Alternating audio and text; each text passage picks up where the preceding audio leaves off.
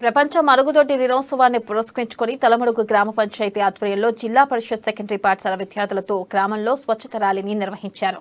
పారిశుద్ధ్యంపై ప్రతిజ్ఞ చేశారు. ఈ కార్యక్రమంలో జడ్పీటీసీ గణేష్ రెడ్డి, ఎంపీడీఓ రమాకాంత్, సర్పంచ్ కరుణాకర్ రెడ్డి, ప్రధానోపాధ్యాయుడు శ్యామ్ సుందర్ తదితరులు పాల్గొన్నారు.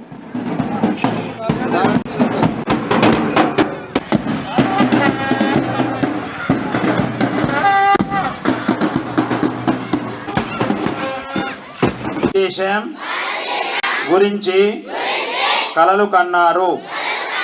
పరిశుభ్రతకు కట్టుబడి ఉంటానని మరియు దీన్ని కేటాయిస్తానని ప్రతిజ్ఞ చేస్తున్నాను.